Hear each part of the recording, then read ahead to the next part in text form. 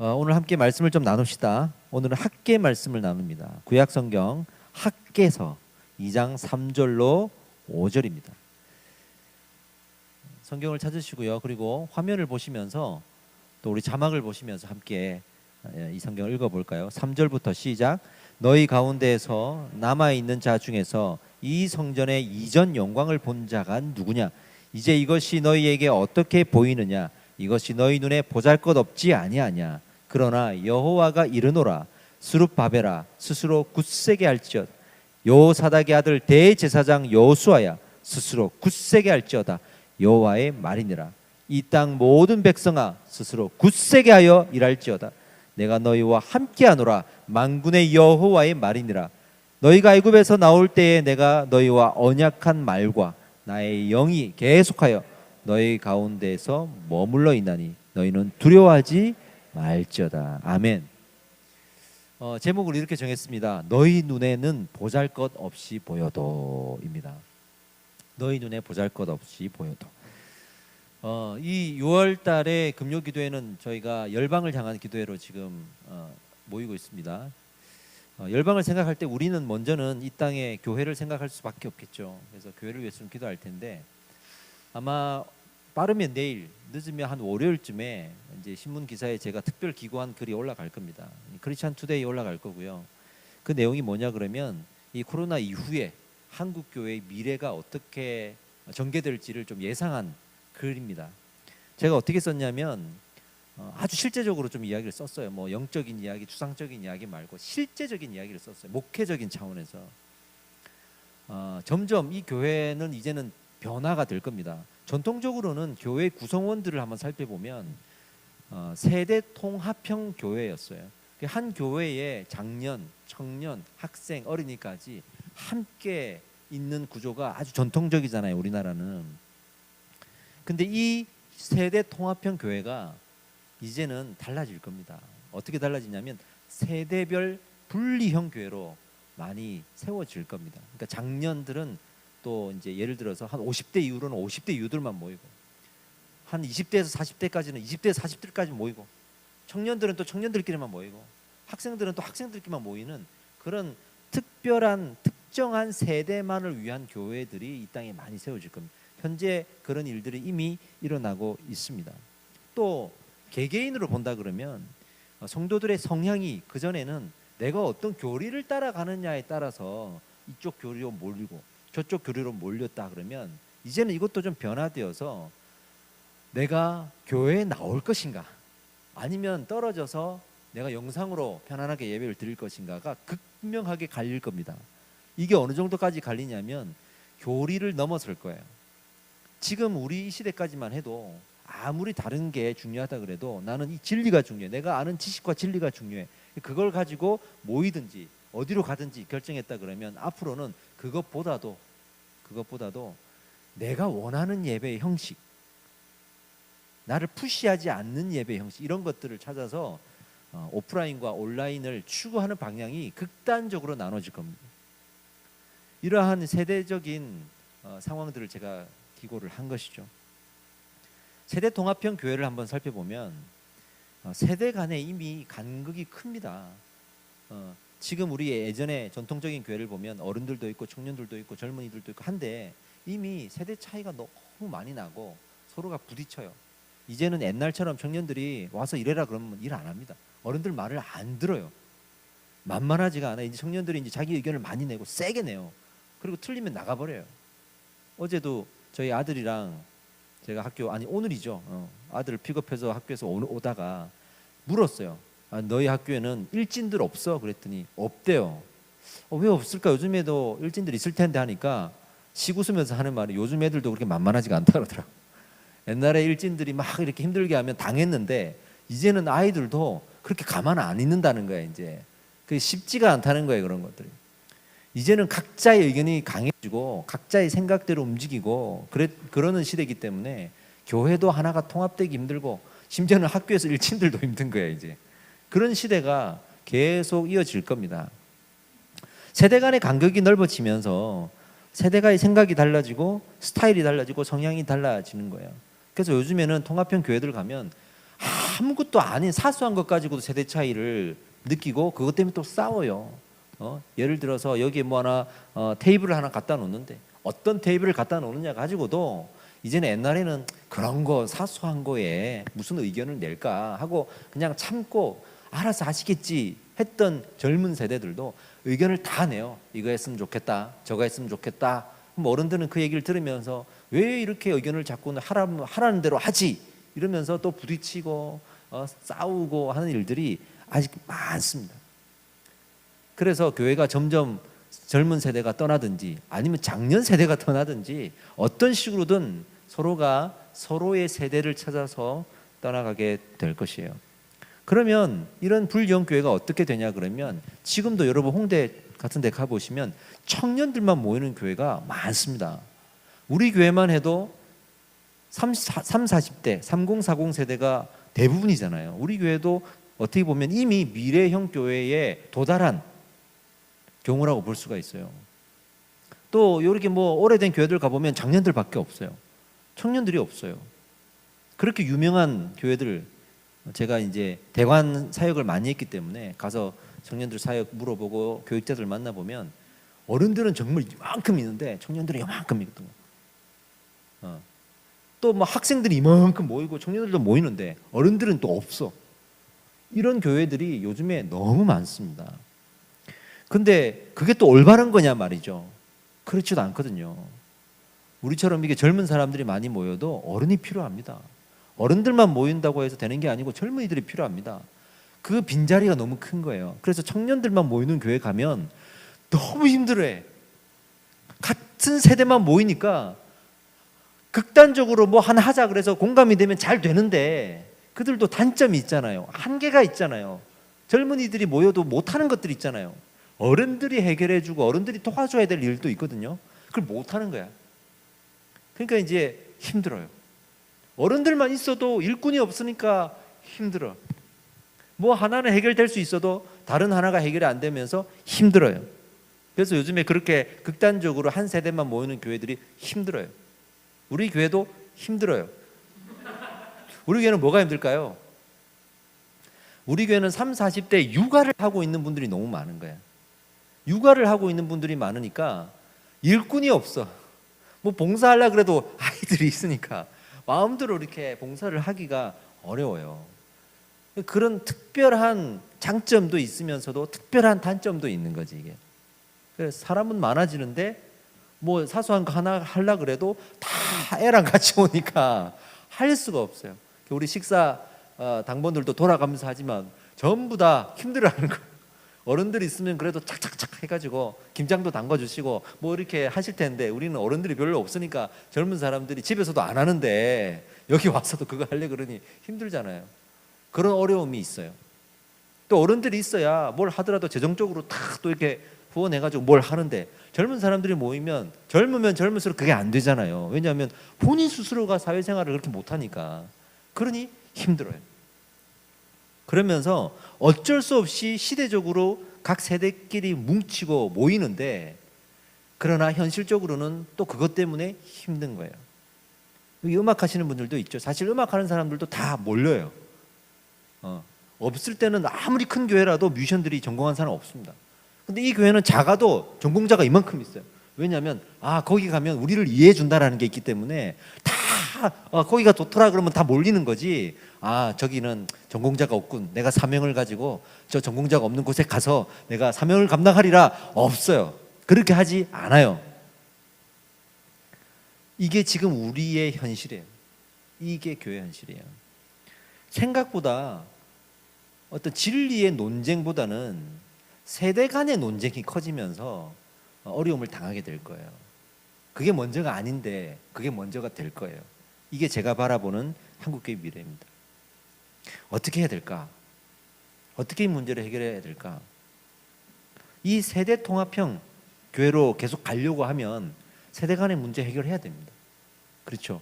어른들이 젊은이들을 끌어주고 이해해줘야 되고 젊은이들도 어른들을 섬겨줘야 되고 이게 상반간에 잘 맞아야 되거든요. 이 쉽지 않잖아요. 어느 정도로 쉽지 않냐면 결혼해서 양쪽 부모님을 다 모시고 사는 것처럼 힘들어요. 교회도 마찬가지예요. 세대 간의 차이는 그렇게 난단 말이에요. 어떻게 보면 불가능하다고까지 말하는 분들도 많아요. 그래도 해내야죠. 어떻게 낼 수 있을까? 이걸 해내기 위해서는 그것을 뛰어넘는, 사소한 것이 좀 불편하고 안 맞아도 그것을 뛰어넘는 큰 공감대가 하나 있어야 되거든요. 이게 뭘까 이게? 제가 생각하는 공감대는요, 여기까지는 기사에 쓰지는 못했지만 저는 결국에는 말씀이라고 생각해요. 제가 판단하기로는 어른들하고 젊은이들 모여가지고 얘기가 안 통해도 말씀에 대한 고민이 있잖아요. 그 고민을 같이 논할 수 있고 같은 답을 얻어서 기뻐할 수 있으면, 다른 것들이 좀 부족해도 이 고민 때문에, 이 공감 때문에 저는 모일 수 있다고 생각해요. 그러니까 이제는 하나의 성경 말씀으로 하나 되는 운동이 일어나야 됩니다. 다른 걸로 아무리 조직을 짜고 운영체제를 만들고 뭐 선물을 주고 이래도 안 돼요. 이제는 하나의 말씀을 가지고 모든 성도가 은혜 받아서 그 말씀 안에 공감들을 형성하는 것 외에는 방법이 없고, 그게 성경적이에요. 오히려 이 미래형 교회의 시대적 흐름 가운데 어떤 게 진짜 성경적 교회인가를 고민하게 되는 거예요. 왜냐하면 그것밖에 방법이 없어요. 오히려 성경적인 교회로 가야만 되는 구조가 되는 거예요. 저는 하나님이 일하심이라고 오히려 생각을 하는 거예요. 세대 분령으로 가는 것은 특별한 사명이 있는 교회들은 괜찮은데 일반적으로 그렇게 가면 안 돼요.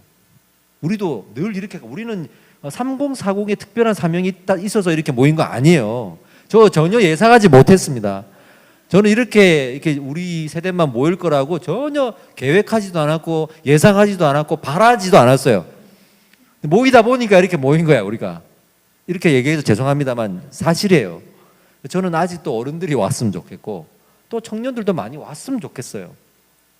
그래서 골고루 이 교회 안에 전 세대가 하나의 말씀을 가지고 모였으면 좋겠어요. 할렐루야. 저도 공동체 전문가로 활동을 하잖아요. 다른 교회 가서 공동체 컨설팅도 하고, 그 뭐냐면 다 어떻게 관계를 맺고 어떻게 소통하고 이 문제거든요. 그럼에도 불구하고 이 관계와 소통은 한계가 있어요. 그거는 특별한 세대 안에서의 문제를 해결해 주는 거지, 세대와 세대 간의 문제를 해결해 주는 건 힘들고 한계가 있어요. 인간적인 방법으로는 정말 말씀밖에 없습니다, 여러분. 성경에 보면 또 그 이유가 다 나옵니다. 근거가 나옵니다. 정말 그 말씀 안에 강력한 은혜가 있는 성경적인 모델이 나오지 않고는 전 세대가 교회에 모일 수가 없고, 또 전 세대가 모이지 않고서는 교회가 어려움을 당할 거예요. 견디고 버티지를 못할 거예요. 고난이 오면 무너질 거예요. 그리고 개인들을 생각해 보면 아까 어떻게 양극화가 된다 그랬죠? 교회로 모이자, 아니면은 이번 기회에 나는 온라인이 좋다 하면서 흩어지자, 이런 거. 공동체에 대한 기대가 없든지 공동체를 내가 의도적으로 버리든지, 나는 나 혼자 사는 게 좋아, 나 혼자 관계 맺는 게 좋아, 내가 우리 옆집하고도 친하게 안 지내는데, 그죠? 내 친구들도 요즘에는 잘 안 만나는데 하면서 개인적으로만 살려고 하고 신앙생활 하려고 하는 사람들이 교회에 오지 않으려고 하는 성향들을 가지게 될 것이고, 그럼에도 불구하고 나는 교제가 필요해, 나는 또 모임에서 받는 예배는 다르다고 생각하면서 오는 사람들이 있을 거예요. 이게 양극화가 될 겁니다. 무슨 차이냐면요, 결국에는 아까 제가 말씀드린 그 말씀 안에서 은혜를 누리는 사람들은 그래도 결국에는 교회로 돌아와요. 왜냐하면 알거든요. 둘 다 해보면 은혜가 어디에 집중되고 있다는 게 알거든요. 그리고 성경을 배우면 무엇이 성경적인지도 알거든요. 돌아옵니다. 그런데 자기 자신에게 집중하는 신앙이 있잖아요.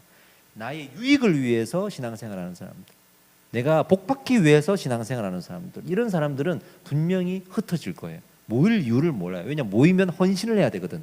모이면 섬겨야 되고, 모이면 내가 어떤 소비를 할 수 있는 일들이 생기잖아요. 그러니 자기 유익을 바라는 사람들은 내가 왜 남을 위해서 그렇게 하면서 안 모일 거고, 몸이 편한 것에 익숙해질 거고, 그러면서 온라인에 집착할 텐데 결국에는 온라인 예배도 못 드릴 거예요.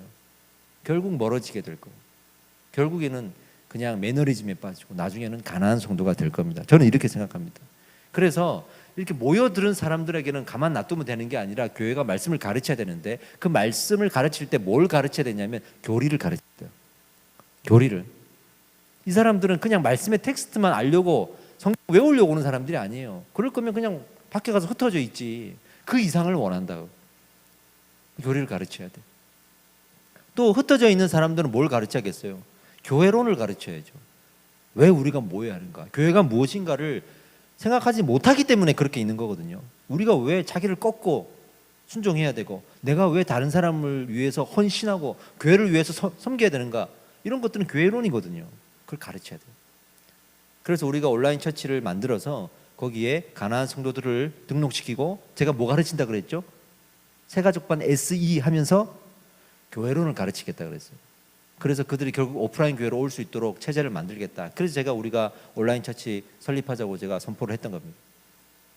이게 미래적으로 이 교회의 모습들을 예상하고 거기에 필요한 대안들이 뭘까를 저는 찾았죠.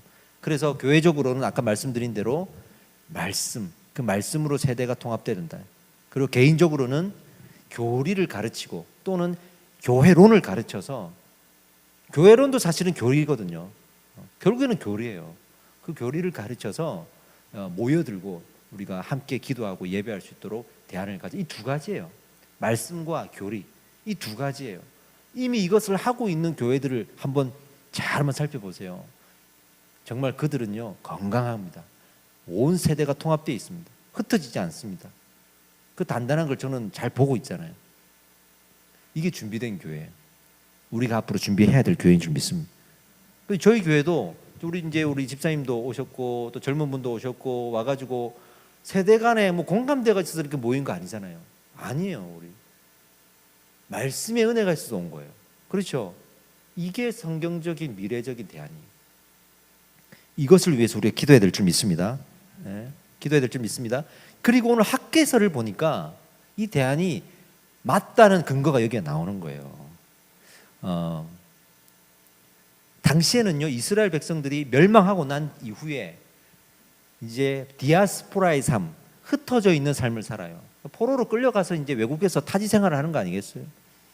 그렇게 오랫동안 살다가 이제 400년 정도가 지나서 귀환을 합니다. 포로 귀환이라 그러죠. 1차 귀환하고 2차 귀환하면서 나중에는 무너졌던 성전을 다시 재건합니다. 하나님이 또 명령을 주셨잖아요. 그리고 그들을 돌려보낼 때 그 이유가 가서 너희 성전을 재건하라. 그리고 돈까지 줘가지고 보낸다고, 하나님의 은혜로. 그래서 와가지고 재건할 수 있는 돈이 생겼고 이제 재건을 하면 되는 거예요. 얼마나 그 오랜 시절을 견뎌왔습니까? 얼마나 감동의 순간입니까? 성전을 재건을 하는 거예요. 근데 여기까지만 생각해 보면 문제가 없네, 재건하면 되네 생각하는데, 사람은 그렇게 만만하지가 않아요. 그렇게 기도하고 그렇게 바래왔던 순교자들을 낳아가고 민족이 몰살되는 것을 하나님이 막아주시면서 인내해왔던, 그러나 이제 드디어 성전을 다시 재건할 수 있고 자기 땅으로 돌아왔던 이 감격의 순간에도 그들은요 문제를 일으킵니다. 어떤 문제를 일으키냐면, 성전을 만들어야 되잖아요. 다시 방해가 너무 많은 거예요. 방해가 어떤 방해냐면, 일단 환경적인 방해가 먼저인데, 오랜 시간 동안 흩어져 있다가 처음에는 기도했지만 시간이 지나고 세대가 지나가면서 신앙을 다 잃어버리고 온 거예요 지금. 그래서 내가 지금 여기 와가지고 성전 재건하는 데 시간 보내게 됐어. 먹고 사는 일을 해야지. 내가 어떤 사업을 할까? 여기서 무엇을 해야 돈을 벌 수 있을까를 고민하는 거예요. 그렇잖아요. 우리가 만약에 이제 한국 땅을 떠나가지고 살다가 정말 한 100년 지나서 그 후손들이 들어왔어. 신앙 다 잃어버리고. 그러면 그 돌아온 이유가 다시 와서 교회를 지어라 했다는 이유가 있더라도 그렇게 하겠어요? 무슨 사업을 하면 돈을 잘 벌까? 내가 뭘 선점해야 될까? 그 머리 싸움하고 있겠죠. 먹고 사는 문제란 말이에요. 똑같은 문제 때문에 이 재건하는데 사람들이 일을 안 하려고 그래요. 또 하나, 그나마 또 그래도 해야지 명령인데 하고 모인 사람들이 일을 하는데, 그 사람 안에서도 방해하는 사람들이 생기는 거예요. 성경에 구체적인 이름까지도 막 나오죠. 그 사람들이 계속 방해를 해요. 방해를 하면서 거기서도 자기가 돈을 받아 먹으려고. 거기서 자기가 어떤 이익을 받으려고 하면서 방해를 합니다. 두 가지 어려움 때문에 정말 재건이 제대로 안 돼요. 안 돼요. 그러니까 어렵게 어떻게든 재건을 했어. 그래가지고 어떻게든 했어. 근데 이미 사람들은 먹고 사는 문제에 다 바쁘고 이 재건을 한 사람조차도 지쳤어 지금. 더 문제는 막상 재건을 했는데요, 보잘것이 없는 거예요. 보잘것이 없는 거예요. 그 이전에 이스라엘 멸망하기 전에 또는 이스라엘 멸망하고 나서도 그 성전은 남아 있었거든요.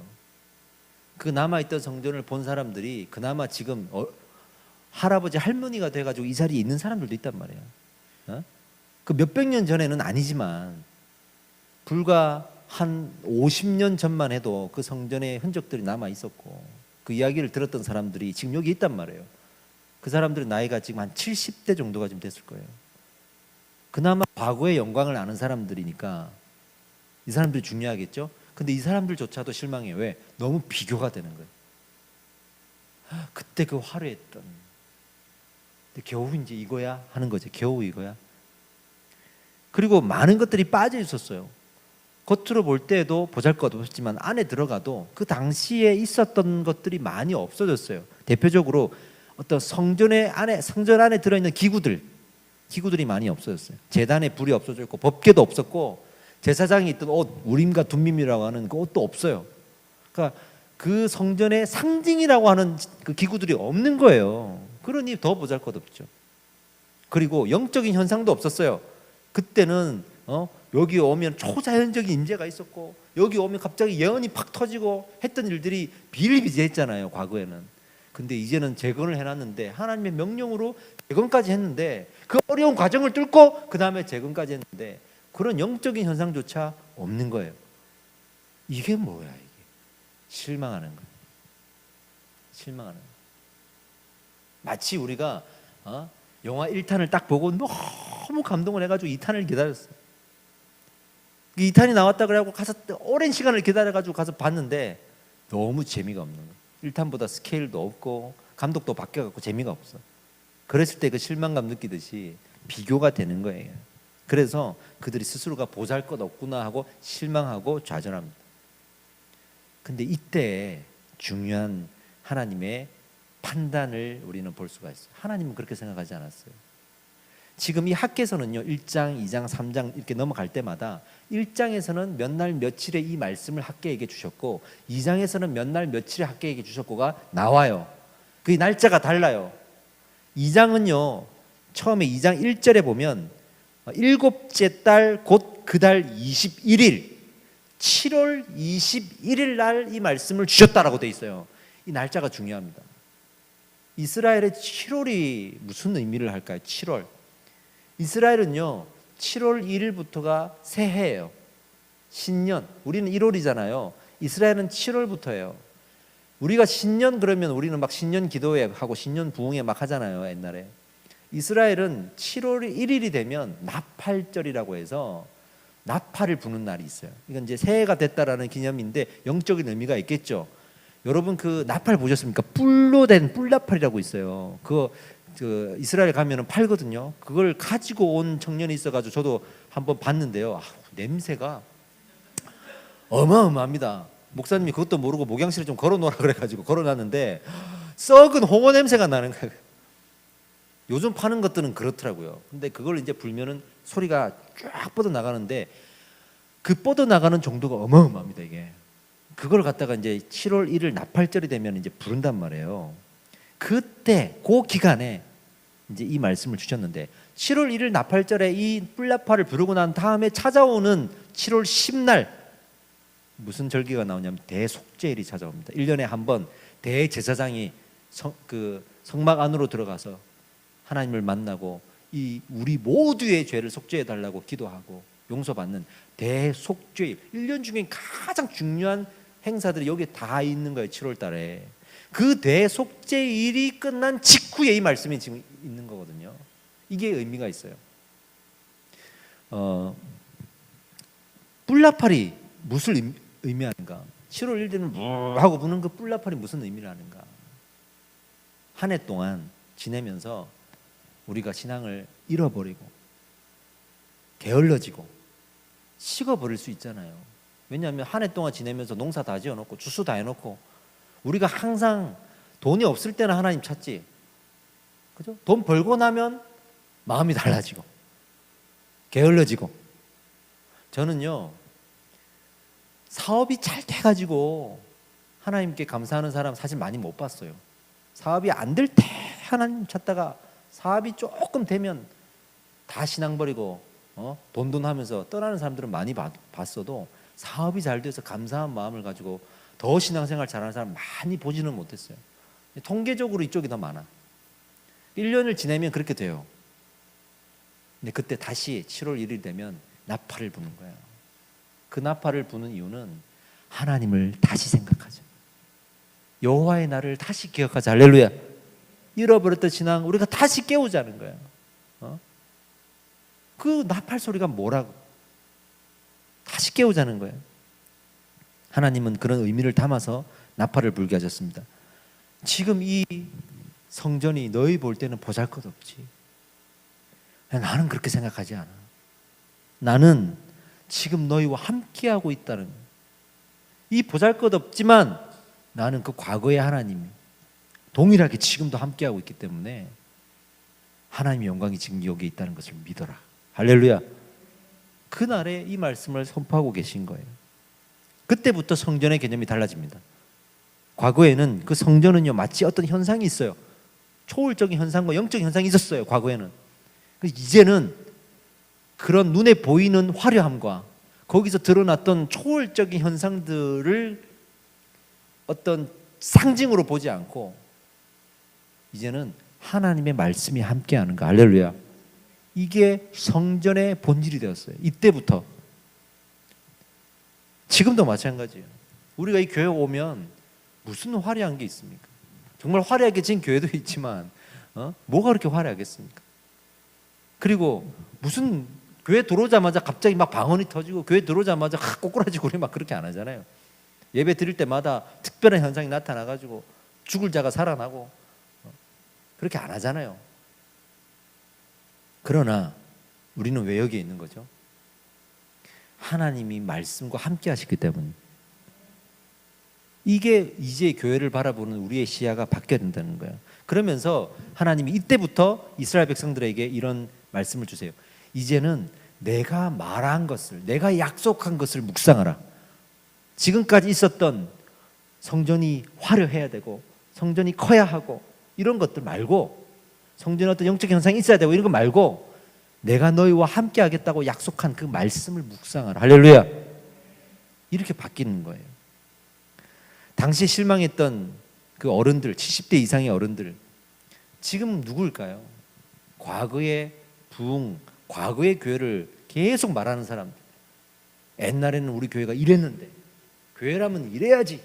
지금도 저기 가면 세계 10대 교회가 있는데 우리도 그래야지라고 말하는 것들은 과거의 영광에 빠져 있는 거예요. 교회는 지금 그렇게 바라보면 안 됩니다. 여기에 하나님이 함께 계신다는 것을 그 말씀 가운데 발견하고 그 말씀을 묵상하고 그 말씀을 믿음으로 취하는 거. 할렐루야. 이게 이 교회가 얼마나 교회다운가를 말해주는 거예요. 이 학개서가 지금 그걸 말해주고 있는 거예요. 아무리 교회가 타락하고 무너져도요, 하나님 우리와 함께 하십니다. 아무리 교회에 뭐 기적도 없고 내가 바라는 현상이 없어도 하나님이 우리와 함께 하십니다. 왠 줄 아십니까? 그렇게 함께 하겠다고 약속하셨기 때문이에요. 할렐루야. 그래서 우리가 이 교회에 모일 수가 있는 거예요. 그래서 모일 수가 있는 거야. 이런 것들을 함께 공감한다 그러면 세대 차이가 있을까요? 이런 공감에 무슨 세대 차이가 있겠습니까? 모이는 거예요. 모이는 거예요. 약속의 말씀을 묵상하는 우리가 그 이후에 해야 될 일이 뭐냐 그러면 그 말씀을 지키고 순종하는 거겠죠, 이제는. 그래서 우리는 어디 집중하냐면 어떻게 하면 우리가 받은 은혜대로 순종할까? 어떻게 하면 우리가 이 받은 말씀대로 살아갈 수 있을까? 하나님, 막상 또 지키고 살아가려고 하다 보니까 내 의지로는 안 되네요. 은혜를 주세요. 은혜가 있어야 이 받은 말씀대로 살아갈 수가 있습니다. 그리고 기도하는 거 아니에요. 주일날 말씀을 받고 일주일 동안 살아가 보니 내 의지대로 안 되는 거예요. 그럼 금요일날 와가지고 하나님 죄송합니다. 하나님 제가 살아보니까 잘 안 됩니다. 오늘 은혜를 주세요. 은혜 없이는 나는 그렇게 못 삽니다. 은혜를 구하고 또 주일날 말씀 듣고 또 살아가다가 또 자빠지고 넘어지고 하면 또 금요일 와가지고 하나님 은혜 없이는 안 됩니다. 이게 신앙생활 아니겠어요? 근데 자빠졌다고 자빠진 대로 살고 은혜 없다고 없는 대로 살고 구하지도 않고 받지도 않고 그러면서 또 현상은 또 구해요. 내 인생에 왜 이런 초월적인 현상은 없습니까? 왜 나는 이렇게 살고 있습니까? 왜 나는 돈을 벌지 못합니까? 이런 거는 계속 따지면서도 하나님의 약속의 말씀 우리가 얼마나 묵상하고 있냐 이거죠. 이걸 오늘 말씀 속에서 발견할 수가 있는 겁니다. 제가 수요일 날 저기 멀리 있는 교회에 수요예배 설교를 하고 제가 왔어요. 근데 이 교회에 이제 한 집사님 가정이 저를 식사 대접을 해줬는데 말하고 싶은 감정이 지금 있었어. 그래서 내가 뭐냐고 이렇게 물어보니까 이분이 이제 남편이 있는데 남편은 그 자리에 나오진 않았어요. 이분 남편인데 서울대 법학과를 나오고 그리고 이제 지금은 수학 선생님이에요. 얼마나 머리가 똑똑하고 계산을 잘하겠습니까? 그래서 이분이 자기가 결혼하고 나서도 신앙생활을 못하게 얼마나 방해를 많이 했는지 몰라요. 계속 반박을 하는 거죠. 이거 너 말할 수 있어? 그러면서 계속 방해하고 공격하고 나중에는 이제 목사님까지 나서가지고 이렇게 변증을 하려고 하는데 너무 똑똑한 거예요. 그러니까 계속 공격이. 목사님도 이거는 어떡하나 안 통한다 이러면서 어려움을 당한 케이스. 지금은 어디 있습니까? 했더니 지금은 하나님께로 돌아왔습니다. 하나님 앞으로 돌아왔습니다. 어떻게 돌아왔습니까? 어느 정도로 돌아왔습니까? 이분이 완전히 돌아온 거예요. 그래서 그 교회의 방송, 이 음악, 이쪽 부분을 자기가 다 책임지고 또 자기가 다 후원하고 자기가 교회를 위해서 아주 그냥 몸을 갖다 바쳤어 그냥. 와 대단하더라고요. 얘기를 들어보니까. 어떻게 그렇게 변할 수 있었습니까? 어떻게 변했을까요? 누군가가 잘 설명해 줘가지고 설득을 했을까요? 아니겠죠. 하나님의 은혜예요. 할렐루야. 하나님의 은혜예요.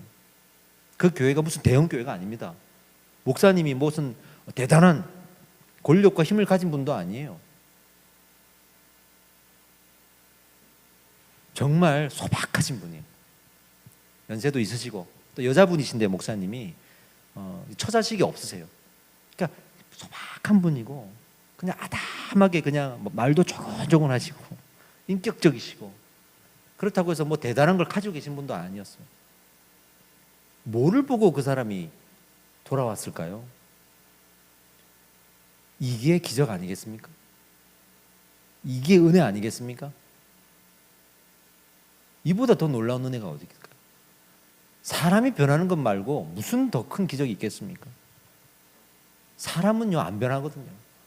근데 하나님의 은혜는 사람을 변하게 합니다. 할렐루야. 오늘 우리가 기도할 때 이것을 묵상해야 돼요. 우리가 지금 어디에 집중해야 되는가? 이 교회가 앞으로 어떤 식으로든 많이 망가지고 무너지고 힘들 거예요. 저는요 우리 아들이 신학한다 그러면 저 정말 진지하게 말리고 싶어요. 왜냐하면 저희 때보다도 더 이제는 목회가 힘들어요. 이제는 목회자들 진짜 너무 힘들 거예요. 우리도 지금 힘들기 시작했는데 우리 다음 세대는요 지금 상상만 해도 목회하기 힘들 거예요. 그때는 순교를 각오하고 해야 될 거예요. 사회적인 공격도 심할 거고 정말 지금만 해도 그래도 좀 봐주는 게 있고 그래도 훌륭한 목사님 있지 이렇게 하는 정도지만 그때 되면요 정말 교회가 본격적인 공격을 많이 받을 거예요. 역사는 항상 이렇게 반복되잖아요. 이제 부흥의 시기를 지나 끝점으로 다시 내려가는 시기거든요. 이제 다음 시대가 목회하기 쉽지 않을 거예요. 여러분 교회의 미래는 밝지 않습니다. 그러나 그 어둠 속에 하나님은 다시 일으키시겠죠. 할렐루야.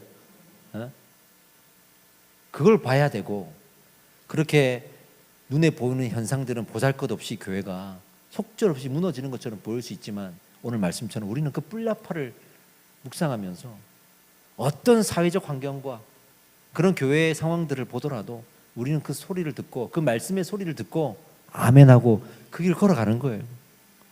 할렐루야. 그걸 위해서 기도해야 됩니다. 그래서 우리가 이런 신앙을 가지도록 기도하는 거예요. 열방에 있는 많은 교회들을 위해서 기도할 때에도 그 교회들이 어디에 집중할 수 있는가를 묵상하고 그것을 위해 기도하셔야 됩니다. 다른 것에 집중하면 안 됩니다. 정말 다른 것에 집중하면 교회 망합니다. 이제는 이것밖에 없습니다. 설령 털을 잃더라도 그걸 묵상해야 됩니다. 우리 교회도 그렇게 되길 원합니다. 할렐루야. 이제 우리 기도하기를 원합니다. 지금은 그 과거의 뿔나팔 소리 있죠? 그게 말씀입니다. 그게 말씀입니다. 여러분, 멸망에 가증한 것이 단 위에 섰을 때 도망가라 그랬습니다. 뒤도 돌아보지 말고 옷도 가지러 가지 말라 그랬어요. 근데 그때 도망가는 날이 도망갈 수 없는 날이 되면은 안 되잖아요. 도망갈 수 없는 날이 되지 않도록 기도하라. 멸망에 가증한 것이 단 위에 섰는데 도망 못 가는 그 날이 언제일까요? 성경에는 겨울, 안식일 이렇게 나오거든요. 우리가 어떤 이유에서든 강단에 말씀이 변질되었을 때 못 떠나는 경우가 있어요. 왜? 그동안 우리는 말씀에 집중하지 않았거든요. 말씀에 집중하지 않고 다른 것에 집중하고 거기서 만족하고 그것으로 하나 되고 있었는데 말씀이 변질됐다고 떠나겠습니까? 이렇게 얘기하겠죠.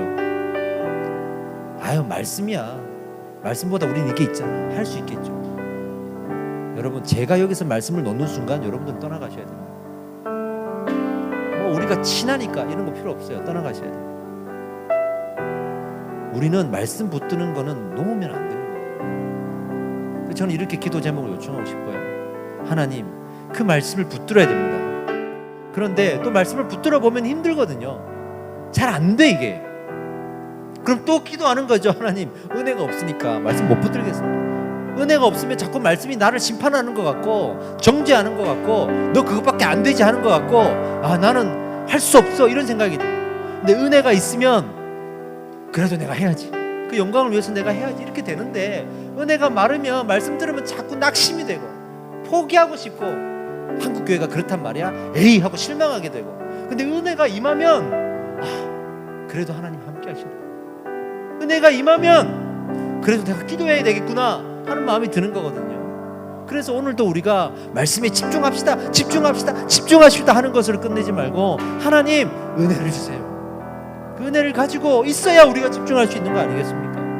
미래의 한국교회 방향이 어디로 가더라도 우리는 이렇게 가면 되는 거예요. 답을 이미 주셨지 않습니까? 그 학계의 말씀이 오늘 우리에게 주셨습니다. 할렐루야. 할 때 하나님 우리가 말씀에 집중하는 교회가 되게 해주시고 그 말씀에 집중할 수 있도록 은혜를 허락하여 주시옵소서. 우리 함께 주여 한번 외치고 통성으로 기도하겠습니다.